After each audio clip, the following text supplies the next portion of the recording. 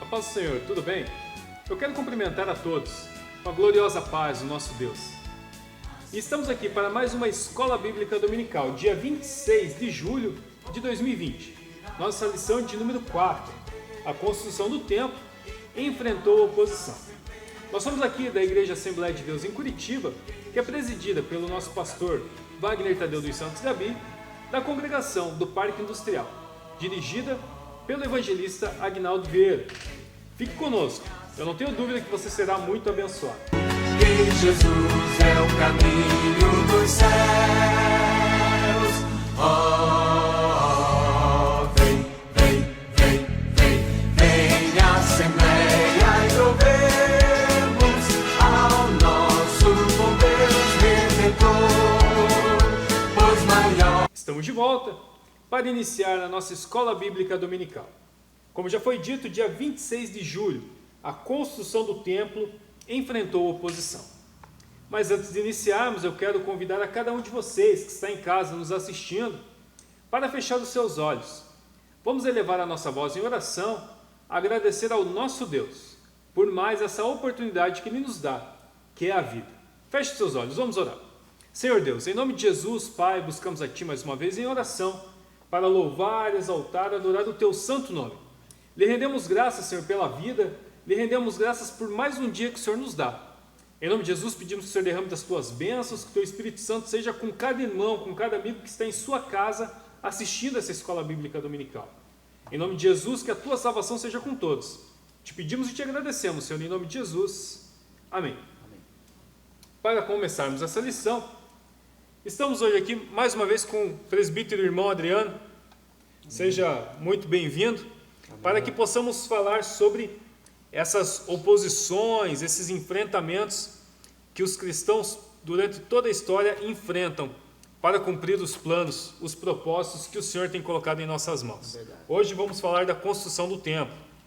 E antes de nós entrarmos nos tópicos, vamos para o nosso textual. Ele diz assim, ele está lá em Neemias, capítulo 4, e no verso 6. E diz assim a palavra do Senhor: Assim, edificamos o muro, e todo o muro se cerrou até a sua metade, porque o coração do povo se inclinava a trabalhar.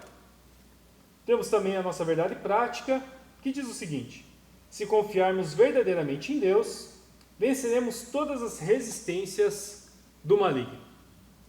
Fora isso, vamos para a nossa leitura bíblica em classe, que encontra-se em Êxodo, capítulo 4, e alguns versículos ali que nós vamos comentando com os irmãos. Diz assim a palavra do Senhor em Êxodo, a partir do verso 7.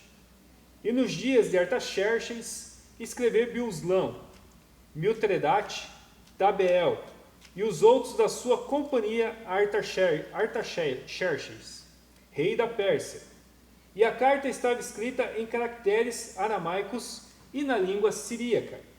Então escreveu Reum, o chanceler, e Sinsai, o escrivão, e os outros da sua companhia,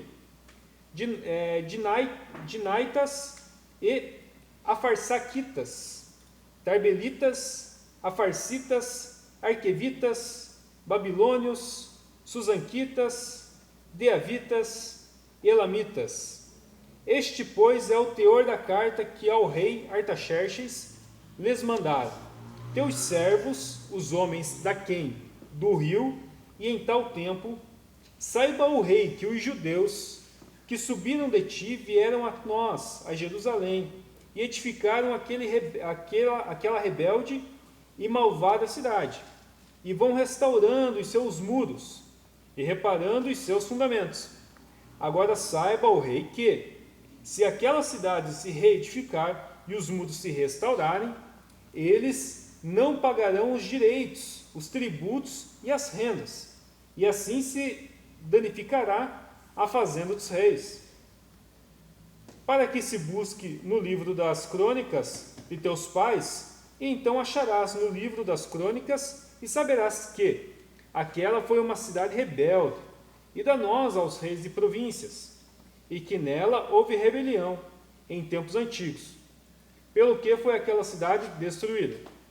Nós, pois, fazemos notório ao rei que se aquela cidade se reedificar e os seus muros se restaurarem, Desta maneira não terás porção alguma desta banda do rio.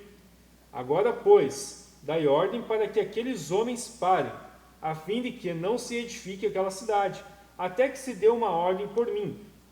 E guardai-vos de cometerdes erro nisso, porque cresceria o dano para prejuízo dos reis. Então, depois que a cópia da carta do rei Artaxerxes se leu perante Reum e Sinsai, o escrivão, e seus companheiros apressadamente foram eles a Jerusalém, aos judeus, e os impediram à força de braço e com violência, então cessou a obra da casa de Deus, que estava em Jerusalém, e cessou até ao ano 2º do reinado de Dário, rei da Pérsia. Tendo feito essa leitura, irmão Adriano, que está lá em Esdras, eu já convido o irmão para fazer sua saudação inicial e já fazer uma breve introdução do que nós veremos hoje nessa lição. Paz do Senhor, amados irmãos e irmãs, uma alegria mais uma vez estarmos aqui para meditar na palavra de Deus. Essa lição número 4, então, ela vai contar um pouco da história de como foi construído, como começou então a reconstrução do templo de Jerusalém. Mas o mais importante de tudo, além dessa história contada, que foram recitados aqui vários versículos da palavra do Senhor, nós entendermos na nossa própria vida por que muitas vezes o plano de Deus nos mostra, Ele nos encoraja a fazer e às vezes essa coisa não acontece. Então é isso, eles tinham ali o plano de Deus tinha provido os recursos, Deus tinha trabalhado no coração do rei, e mesmo assim aquela obra não se desenrolou da maneira como era para acontecer. Isso que nós vamos ver isso é uma coisa muito aplicável hoje à nossa igreja e à nossa própria vida pessoal também. Que legal. E já no primeiro tópico ali fala sobre os alicerces do templo são lançados. E algo interessante que o irmão já falou logo na introdução é que muitas vezes nós temos os planos, o que Deus coloca em nossas mãos, em nosso coração, e nós nos acovardamos, nós travamos em executar. E vamos falar sobre o alicerce do templo são lançados, mas também já vamos falar um pouco sobre isso, sobre o plano foi feito, o propósito foi colocado em nosso coração. Vamos lá e fazemos. Temos o Espírito Santo para nos auxiliar a isso, né? Isso vem é curiosa essa passagem, isso vem de encontro às nossas vidas. Nós vemos aqui que o autor da revista ele coloca que é feita então essa montagem, essa fixação dos alicerces do templo. Ou seja, aonde o templo ia ser construído, a base segura já estava ali. E no começou com grande festa. O autor cita aqui essa passagem ali do começo ali do livro de Esdras, que mostra que houve ali os sacerdotes paramentados, vestidos, houve uma cerimônia, houve uma grande festa e houve grande animação, que parecia que aquela obra ia deslanchar, ia ser feita rapidamente. Os recursos chegando, o material de construção chegando, ou seja, tudo parecia bem. Muitas vezes na nossa vida é assim também. Nós olhamos, nós temos uma ideia, Deus coloca no nosso coração algum projeto e no primeiro dia, no segundo, nós vamos e executamos com força. De repente nós esmorecemos, nós desanimamos, nós vamos perdendo esse embalo e os projetos ficam pela metade.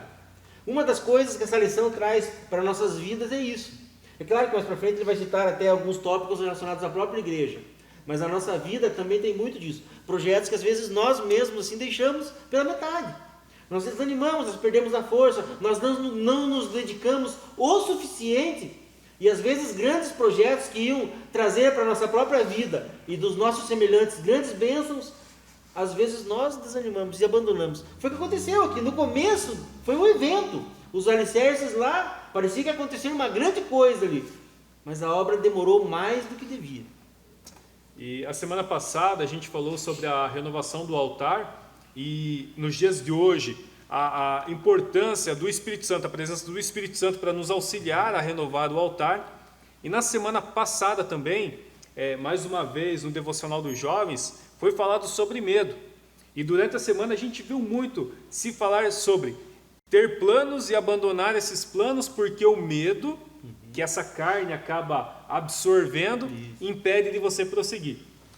E aí a lição da semana passada já nos mostra que o Espírito Santo nos impulsiona a renovar o altar, e renovando esse altar a gente se enche de fé, traz a presença do Senhor, a presença de Jesus para a nossa vida, e conseguimos executar os planos. É verdade. E eliminamos todo o medo. Então, esse que é o importante, a gente está com esse altar em pé, não abandonar a construção do templo, que a gente vai ver nessa revista, e fazer com que o Espírito Santo nos auxilie a cumprir os propósitos. Mas vamos lá, vamos com calma, né, irmão Adriano? O primeiro subtópico diz assim: o lançamento dos alicerces foi celebrado com solenidade. Você comentou que no primeiro momento existiu muito ânimo, muito êxito nesse lançamento dos alicerces, mas depois começou a surgir alguns problemas. E depois ele vem falando a reedificação do templo. Qual foram os passos? O que aconteceu nessa reedificação do templo? Então, primeiramente, houve a autorização do rei Ciro, então o caminho estava aberto para começar então aquela grande obra. Uma obra assim que trazia para aquele povo uma grande alegria. O significado daquele templo ali para o povo que estava cativo e que agora tinha essa oportunidade de se reencontrar e de reformar, de reconstruir a sua capital, era motivo realmente de grande alegria. Ali os poucos idosos ali que tinham sobrevivido, talvez ao cativeiro, e tinham chegado até esse momento de ter essa oportunidade, talvez vista por muitos, pela vida toda, como impossível. Então chega aquela hora da reconstrução. E isso no primeiro momento então gera essa alegria. Claro que teve as dificuldades, mas gerou alegria, gerou uma grande expectativa em todos ali, de rever aquele resplendor que Jerusalém tinha no passado, lá no tempo de Salomão e dos outros reis anteriores. Então, isso no coração deles bateu muito forte e foi motivo de muita empolgação. Assim, então, a obra começou. Aí o autor da revista ele vai trabalhar também nesse tópico 2, vai fazer um paralelo com o quê? Com o próprio reavivamento. Então, ele coloca aqui com o despertamento pentecostal. Ele faz uma referência aqui ao movimento pentecostal. Num segundo momento chegou no Brasil, mas começou fora. Sim. Como forma de quê? Como forma de isso se apresentar para nós hoje, como a ação do Espírito Santo de Deus, para que a igreja não seja um movimento apenas histórico, secular, onde as pessoas vão por costume, vão por tradição. Mas aqui nos mostra claramente a intenção de um Deus vivo, de um Deus que opera, de um Deus que dirige, de um Deus que trabalha e que faz com que a igreja perceba, mesmo que muitos não vejam com seus próprios olhos materiais, que há uma força sobrenatural do nosso Criador maravilhoso, que deixa então o Espírito Santo trabalhando, dirigindo a igreja. E assim a obra avança. Então a igreja não avança porque foi um projeto inventado lá por algum homem muito inteligente ou muito rico. Não. Era um projeto de Deus que foi então acendendo essa chama nos corações através desse movimento pentecostal, para que a igreja não caísse no secularismo. Não fosse assim um movimento tanto fez quanto faz, é uma coisa que nós fazemos apenas por tradição, é uma coisa que eu fiz porque eu aprendi com a minha mãe, com a minha avó, mas eu não entendo o que é. Não, eu participo desse corpo de Cristo porque Ele tinha um plano na minha vida e esse milagre chegou por obra de Deus, e quem me mantém firme nisso é o Espírito Santo. Esse corpo que se mantém firme pelo Espírito Santo e que tem a promessa que está lá em Apocalipse 5, capítulo 5, versículo 10, que vos farei nações e sacerdotes, e reinará sobre a terra. Então nós reinaremos com esse Deus. Aleluia. Então nós precisamos seguir firmes com o Espírito Santo para que esse propósito, para que essas promessas se cumpram em nossa vida. E não podemos nos acovardar perante as dificuldades que aparecem, aos obstáculos que aparecem. Bem lembrado, glória a Deus. E a revista vai nos trazer isso. Apareceu um obstáculo. Apareceu os samaritanos na vida dos judeus. O que aconteceu, irmão Adriano? Primeiramente é importante que nós venhamos a relembrar quem eram os samaritanos. Porque um pouco mais de séculos ali antes, os samaritanos e os judeus ali, eles compunham, até o reinado de Salomão, o mesmo povo. Mas com o passar desses anos, então, esse reino se divide em dois. O reinado do norte e o reinado do sul. O reinado do sul, o judeu, e o reinado do norte. Daí começa, então, ali aquelas 10 tribos que ficaram, elas então se misturam e depois elas são dominadas pelo Império Assírio. Então, acontece esse fenômeno, ele é comum até mesmo nos dias de hoje. Nós vemos, por exemplo, países hoje que até a Segunda Guerra, era uma nação só, de repente separam, a caso da Coreia, lá do norte, do sul, ou mesmo da Alemanha, que se reunificou. Nós vemos que quando passam as décadas, vão passando, esses povos que são separados, mesmo sendo de uma mesma origem, eles começam a desenvolver uma história diferente, eles começam a construir a sua própria história. Então, com Israel foi a mesma coisa, divide-se lá reino do norte e reino do sul, cada um segue o seu caminho, e começam a surgir, com o passar dos anos, diferenças. Eles começam a se afastar um do outro, mesmo os samaritanos admitindo que, adorando outros deuses, eles também reverenciavam ainda o Deus Javé, o Deus de Israel, o Deus da Bíblia. Mesmo assim, eles tinham colocado dentro das suas tradições, das suas práticas, eles tinham assimilado posturas e formas de culto que eram diferentes e que eram contrárias ao que o Deus da Bíblia ensinava. Então eles eram já dois povos que estavam num caminho separando-se, né, um do outro. E quando vem então essa notícia de que Jerusalém seria reconstruída, que o templo seria reconstruído, isso incomoda aos samaritanos, que já não viam ali aos judeus que voltavam, alguns do exílio, como irmãos, mas talvez a visão deles fosse mais como vizinhos. E isso, de certa forma, nesse trecho, incomodava. E da forma que a ascensão, vamos dizer assim, a ascensão dos judeus, a sua terra, a reconstrução do templo, dos muros da cidade, incomodou os samaritanos, que de certa forma haviam se tornado rivais, entre aspas. Isso acontece na nossa vida hoje. Muitas vezes a gente vai encontrar quem se opõe ao nosso sucesso, quem se opõe à obra na nossa vida. E assim como os judeus tiveram uma postura que nós veremos agora, muitas vezes nós temos também uma postura apática perante a dificuldade, uma postura apática perante o problema. E é exatamente sobre isso que a gente vai falar. Os judeus, eles não demonstraram resistência alguma. Eles não recorreram ao rei, eles não recorreram ao Deus e foram se dobrando a essa resistência que surgiu. O que aconteceu, irmão Adriano? Os judeus eles tinham recebido nessa época a bênção do Senhor. Deus trabalha, então Deus provê os recursos, provê a autoridade ali do rei, mesmo eles estando sob domínio, mas eles recebem então essa permissão para que houvesse ali passos para que a história nacional deles fosse reconstruída. Mas aconteceram essas dificuldades. Eles vêm então da capital, eles se estabelecem ali, começa a haver ali uma indisposição com os samaritanos, e perante tudo isso eles tinham o recurso de repente voltar ao rei mesmo, né? O rei já tinha dado autorização para que eles construíssem, então eles tinham essas possibilidades, falar com o rei e primeiramente falar com Deus.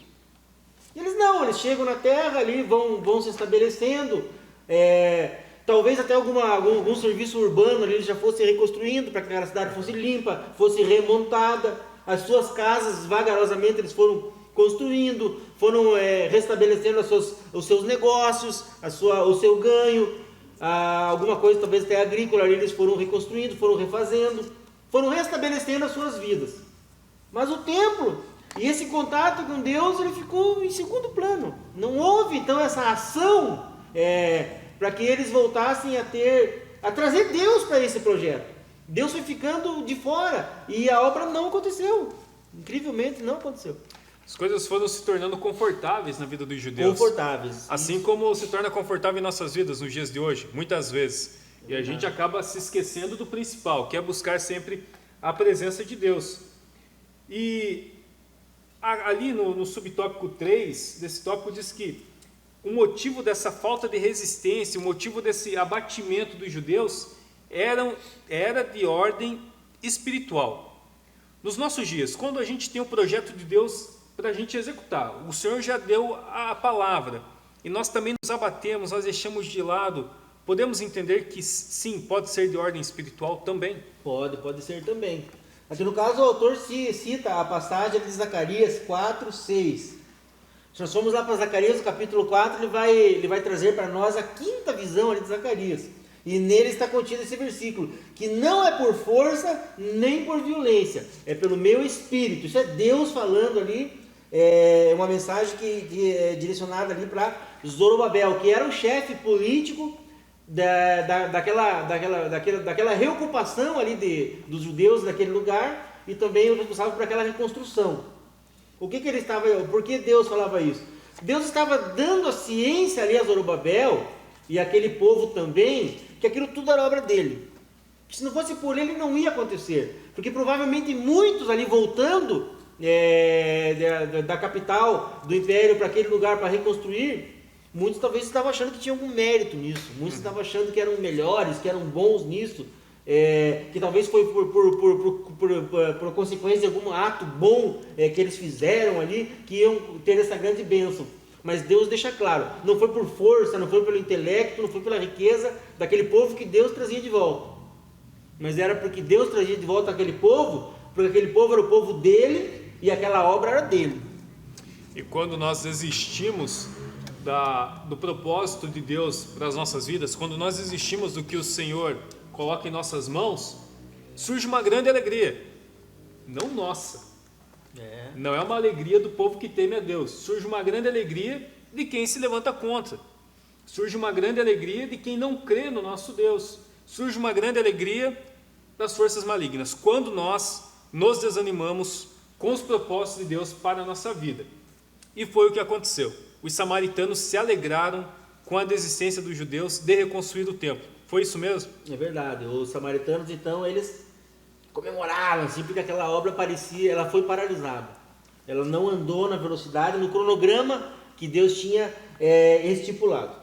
O autor aqui faz referência também a interessante aqui, né, em Zacarias 3:3, que é a quarta visão. Nós abrimos o livro de Zacarias 3:3, é a quarta visão. E nessa quarta visão, ilustrada ali, que o autor cita, Zacarias 3:3, é uma promessa que Deus faz de bênção para quem anda nos seus caminhos. Ou seja, Deus dá o caminho, mas é para o povo seguir, é para o povo fazer aquilo que Deus manda. Aí sim a bênção viria. Quando o povo duvida, quando o povo se acomoda, quando o povo desvia a atenção dele para outras coisas, ou quem sabe até cada um para si mesmo, para o seu lar, e esquece a obra de Deus, aí a coisa começa a patinar. Aí a coisa não acontece. Aí aqueles que adoravam os deuses falsos lá, por um momento comemoraram. Nós vamos ver depois nas próximas lições que não foi muito tempo, foram poucos anos, cerca de 15 anos. Mas houve essa paralisação, houve o preço a ser pago por essa falta de perseverança do povo de Deus ali. Vocês já pensaram, irmãos? A gente vai ver nas próximas lições, como o irmão Adriano falou, foi temporário a comemoração daqueles que se levantavam contra. Foi temporário. Mas foram 15 anos. Já pensou 15 anos patinando no propósito que Deus colocou na tua vida, mais por um acovardamento, por uma falta de buscar a presença do Senhor, do Espírito Santo, você deixou de lado? São 15 anos, é muito 15 tempo. anos. Naquele tempo que o povo vivia 30, 40, é meia vida. É meia vida. Para a maioria, uma vida inteira. Então era muito tempo. Exatamente. Então não vamos deixar que isso aconteça nas nossas vidas hoje. Vamos nos encher do Espírito Santo, da ousadia do Espírito Santo a cada dia, para cumprir os propósitos do Senhor em nossas vidas. Não vamos deixar de fazer a reconstrução do templo. Vamos ilustrar dessa forma. Seja ele o ministério de evangelização que o Senhor colocou na tua vida, ou ajudar o próximo com um alimento, assistência social, coisas simples, o cuidar bem da sua família, o trabalhar na obra. Faça o que o Senhor colocou na tua mão para você fazer. Não deixe de lado. Irmão André, vamos concluir essa lição. Eu peço para que o irmão já parta para a conclusão como deu o desfecho dessa história para o que essa lição nos passa. Em seguida, eu já peço para que o irmão ore conosco e com todos os irmãos e amigos que nos acompanham em casa. É interessante, para fecharmos essa lição, citarmos ali a passagem de Ageu, o profeta Ageu, o comecinho, que viveu naquele mesmo tempo, foi contemporâneo de toda essa história aqui, no capítulo 1, versículo 8 de Ageu, que ele vai dizer assim: subi ao monte, trazei madeira e edificai a casa, para que dela me agrade e seja glorificado. Então Deus, mesmo vendo a apatia, o desânimo até de alguns ali, Deus não desiste. E Deus argumenta mais para frente ali em Ageu capítulo 1, versículo 9: enquanto cada um de vós ocupa-se da sua própria casa, a minha casa, o projeto que eu dei na mão de vocês está parado. Assim muitas vezes acontece na nossa vida. O irmão Júlio falou aqui do chamado que Deus coloca nas nossas mãos, seja para assistência social, seja para qualquer um dos inúmeros ministérios da igreja. É uma forma que Deus também nos chama nessa manhã, para que nós venhamos a meditar sobre isso e dar lugar a esse Espírito Santo que trabalha na igreja, para que nós venhamos estar de pé, atentos à voz de Deus, para que Ele nos dirija e a obra aconteça. Porque muitos estão na mesma situação dos judeus aqui. por um motivo ou por outro, estão parados às vezes, não dando ouvidos, tratando às vezes com displicência aquilo que Deus nos manda fazer. E a obra que Deus colocou nas mãos desse povo para reconstruir o templo ali naquele momento, é hoje o nosso ministério que Deus coloca nas nossas mãos para que nós venhamos executar. Isso é um grande perigo. Isso é um grande perigo. De forma prática, quanto mais se dorme, mais se quer dormir. Mais se quer dormir. Então a gente tem que ficar ligado quanto a isso. E aí nós vemos que naquele tempo o rei colocou na mão deles o material, a possibilidade de voltar, e Deus ali assinando embaixo aquele projeto demorou. Mas não podemos deixar que aquilo que Deus nos manda fazer hoje, para tentarmos esperar, quem sabe, lá no fim da vida, talvez quando eu me aposente, ou quando eu não tiver mais nada para fazer, aí talvez eu dê um cantinho da minha vida para Deus. Não é isso que Deus quer, o chamado de Deus é para agora. E todos nós temos um chamado específico, basta que para isso então nós tenhamos coração voltado para Deus. Ele vai nos dar a vitória, vai nos capacitar para fazer essa tão grande obra. Amém, que grande bênção. Bom, Adriano, então vamos orar, vamos agradecer a Deus e pedir para que o Senhor abençoe e nos desperte a cada dia para essa grande obra que Ele tem colocado em nossas mãos através do Espírito Santo. Oremos. Pai amado e santo, nessa hora, Senhor, que nós meditamos na Tua palavra. Palavra, Pai, que conta a história dos Teus servos ali atrás, Senhor, que trabalharam, Pai, guiados por Ti. Nós pedimos a Deus que o Senhor nos fortaleça, Pai, que nós não venhamos a desanimar, que nós não venhamos a nos assustar com a oposição, ó Deus, que nós não venhamos, ó Deus, a desistir da Tua obra.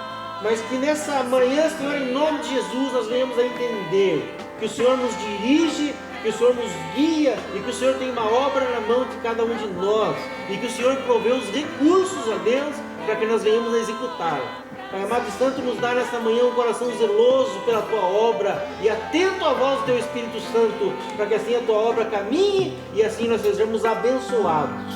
Essa é a nossa oração em nome de Jesus. Amém.